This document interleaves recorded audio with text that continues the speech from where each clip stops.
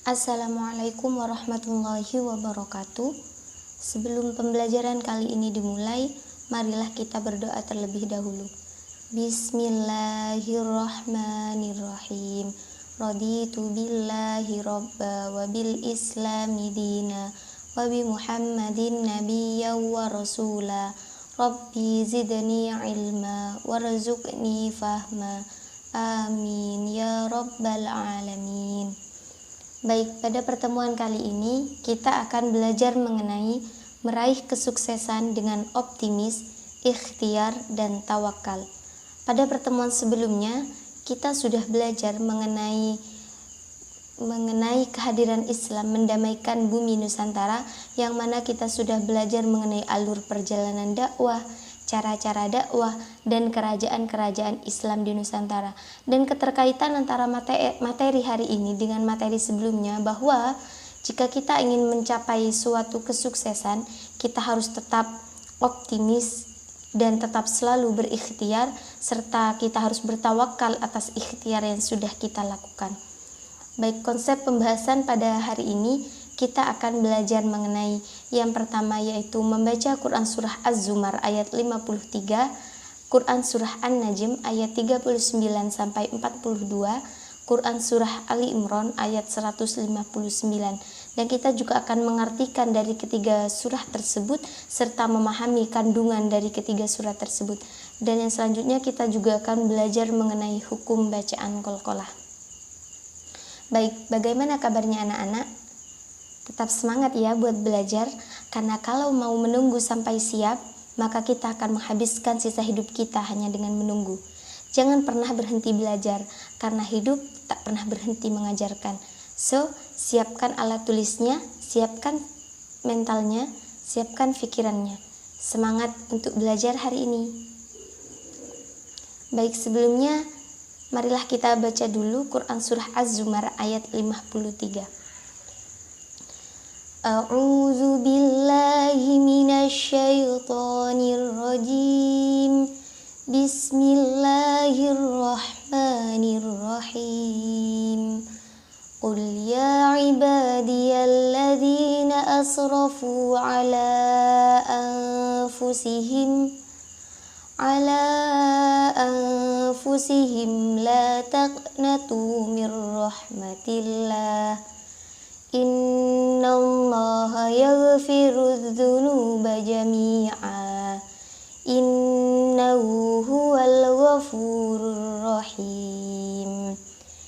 Yang mana terjemahannya, wahai hamba-hambaku yang melampaui batas terhadap diri mereka sendiri, janganlah kamu berputus asa dari rahmat Allah. Sesungguhnya Allah mengampuni dosa-dosa semuanya. Sungguh dialah yang maha pengampun, maha penyayang. Untuk selanjutnya yaitu arti perkata dari Quran Surah Az-Zumar ayat 53. Qul, katakanlah, ya ibadiyah, wahai hamba-hambaku, alladzina, orang-orang yang asrafu, mereka melampaui, ala, atas, anfusihim, diri mereka sendiri. La taqnatu, jangan kalian berputus asa, mir rahmatillah, dari rahmat Allah. Innallaha, sesungguhnya Allah, yaghfiru, dia mengampuni, adzunuba, dosa-dosa, jami'an, semuanya. Innahu, sungguh dia, huwa, dia, al-ghafuru, maha pengampun, ar-rahimu, maha penyayang. Dan kandungan dari Quran Surah Az-Zumar ayat 53 ini, di dalam ayat ini Allah Subhanahu wa Ta'ala menyeru hamba-hambanya yang melampaui batas agar tidak berputus asa dari rahmat Allah Subhanahu wa Ta'ala. Berputus asa dari rahmat Allah itu termasuk dari sikap tercela. Sebagai seorang mukmin, kita harus selalu optimis akan mendapat rahmat dari Allah, karena rahmat itu akan diberikan kepada mereka yang bersungguh-sungguh mendekatkan diri kepada Allah Subhanahu wa Ta'ala. Setiap manusia pasti pernah melakukan salah dan dosa. Akan tetapi, kesalahan dan dosa tersebut jangan sampai membuat kita itu berputus asa dari rahmat Allah. Jadi optimis di sini artinya bahwa kita harus selalu percaya bahwa apa yang kita inginkan, bahwa apa yang kita cita-citakan itu pasti akan Allah kabulkan sesuai dengan apa yang sudah kita usahakan. Jadi setiap sesuatu yang kita impikan, kita harus selalu optimis bahwa kita mampu dan kita bisa untuk mewujudkannya sesuai dengan kehendak dari Allah Subhanahu wa taala. Baik, selanjutnya yaitu Quran surah An-Najm ayat 39 sampai dengan ayat 42. A'udzu billahi minasyaitonir rajim. Bismillahirrahmanirrahim. Wa an laysa lil insani illa ma sa'a wa anna sa'yahu sawfa yura thumma yujzahul jazaa'al awfa wa anna ila rabbikal muntaha. Baik, artinya, dan bahwa manusia hanya memperoleh apa yang telah diusahakannya, dan sesungguhnya usahanya itu kelak akan diperlihatkan kepadanya. Kemudian akan diberi balasan kepadanya dengan balasan yang paling sempurna, dan sesungguhnya kepada Tuhanmu lah kesudahannya dari segala sesuatu. Jadi arti perkata dari Quran surah An-Najm ayat 39 sampai dengan 42, wa'an, dan bahwa laisa, tidak, lil insani, bagi manusia, illa, kecuali atau selain, ma, apa yang, sa'a, ia usahakan, wa anna, dan bahwasannya, sa'yahu, usahanya, saufa, kelak atau bakal, yuro, diperlihatkan, summa, kemudian, yujzahu, diberi balasan kepadanya, al-jazaa, balasan, al-aufa, cukup atau sempurna, wa anna, dan bahwa, ila, kepada Rabbika, Tuhan kamu, al-muntaha, akhir tujuan atau kesudahan. Jadi sudah jelas dari Quran surah An-Najm ini bahwa kita, jika kita menginginkan sesuatu atau kita mencita-citakan sesuatu, kita harus terus berusaha atau berikhtiar untuk mewujudkannya. Dengan ikhtiar, kita pasti mampu untuk mewujudkan suatu yang kita cita-citakan itu. Jadi kita harus tetap percaya dan selalu berikhtiar untuk mewujudkan apa yang kita inginkan. Karena Allah pasti akan memberikan sesuatu sesuai dengan hal yang sudah kita lakukan untuk mewujudkannya. Kandungan Quran surah An-Najm ayat 39 sampai 42. Melalui ayat ini Allah Subhanahu wa taala berjanji akan memberi balasan sempurna kepada orang yang mau berusaha keras. Setiap usaha atau ikhtiar yang kita lakukan hendaknya dengan niat karena Allah Subhanahu wa taala. Untuk meraih surga, seorang hamba perlu ikhtiar sekuat tenaga, yaitu dengan melaksanakan perintah Allah dan menjauhi larangannya. Jika kita dengan ikhlas dan bersungguh-sungguh untuk beribadah kepada Allah, maka Allah akan membalasnya sesuai dengan kadar usahanya. Demikian pula dengan urusan duniawi. Manusia akan memanen hasil dari kerja kerasnya selama mereka berikhtiar untuk mewujudkan impiannya. Jadi sudah jelas, jika kita ingin mewujudkan suatu impian, maka kita harus berusaha dengan keras, kita harus berikhtiar untuk mewujudkan impian tersebut. Karena Allah akan memberikan sesuatu sesuai dengan usaha yang telah kita lakukan. Dan benar memang bahwa ada pepatah yang mengatakan bahwa usaha tidak akan mengkhianati hasil. Jadi hasil yang kita dapatkan itu sesuai dengan usaha yang kita lakukan. Selanjutnya Quran surah Al-Imran ayat 159. A'udzu billahi minasyaitonir rajim. Bismillahirrahmanirrahim. Fabima rahmatin minallahi linta lahum walau kunta faddan ghalidhal qalbi lanfaddu min hawlik fa'fu anhum wastaghfir lahum wasyawirhum fil amr fa idza azamta fatawakkal 'ala Allah innallaha yuhibbul mutawakkilin. Artinya, Maka berkat rahmat Allah engkau Muhammad berlaku lemah lembut terhadap mereka. Sekiranya engkau bersikap keras dan berhati kasar, tentulah mereka menjauhkan diri dari sekitarmu. Karena itu, maafkanlah mereka dan mohonkanlah ampunan untuk mereka. Dan bermusyawarahlah dengan mereka dalam urusan itu. Kemudian, apabila engkau telah membulatkan tekad, maka bertawakkallah kepada Allah. Sungguh, Allah mencintai orang yang bertawakal. Arti perkata dari Quran Surah Ali Imran ayat 159. Fabima rahmatin, karena kasih sayang atau rahmat, minallahi dari Allah, linta, kamu bersikap lemah lembut, lahum kepada mereka, faldon, kasar atau dalam perkataan golidol kolbi, keras hati, lam faddu, niscaya mereka bubar atau menjauhi, min haulik, dari hadapanmu atau sekelilingmu, fa'fu anhum, maka maafkanlah mereka, wastaghfir, dan mintakanlah ampunan, lahum, untuk mereka, wasyawirhum, dan bermusyawarahlah dengan mereka, fil amri, dalam segala urusan.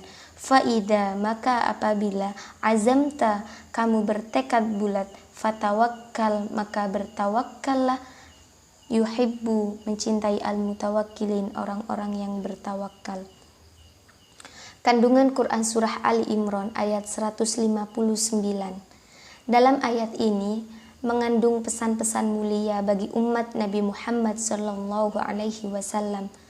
Melalui ayat ini Allah menyatakan bahwa Rasulullah memiliki kepribadian yang lemah lembut, santun, dan berbudi pekerti luhur.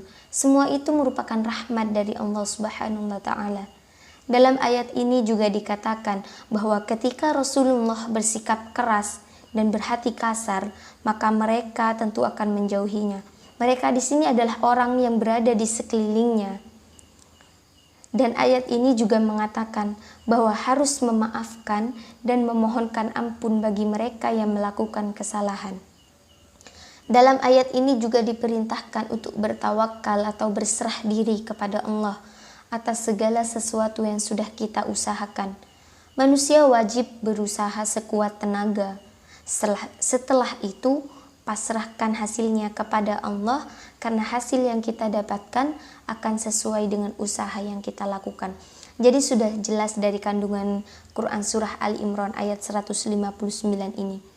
Jika dalam mewujudkan suatu impian, kita perlu yang namanya usaha yang dengan keras yang kita lakukan untuk mencapai tujuan itu. Dan setelah kita berusaha, barulah kita bertawakal mengenai hasil dari yang kita usahakan. Kita bertawakal kepada Allah, kita berserah diri kepada Allah atas segala sesuatu yang sudah kita usahakan. Baik, selanjutnya yaitu mengenai hukum bacaan qalqalah. Qalqalah di sini berarti memantul atau membalik. Dengan demikian, bacaan qalqalah adalah bacaan lafadz dalam Al-Quran yang memantul atau membalik. Qalqalah ini dibagi menjadi dua.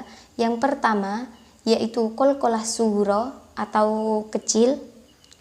Qalqalah sughra ini adalah suatu lafadz dibaca qalqalah sughra apabila di dalamnya terdapat huruf qalqalah yang berharokat sukun.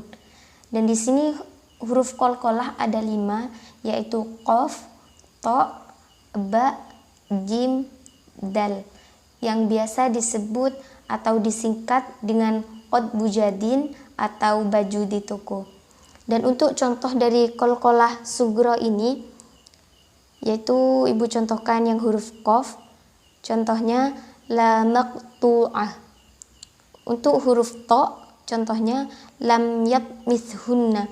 Jadi memantulnya qalqalah sughra ini tidak terlalu memantul, karena qalqalah sughra artinya kecil. Jadi memantulnya itu hanya kecil, tidak terlalu memantul yang menonjolkan.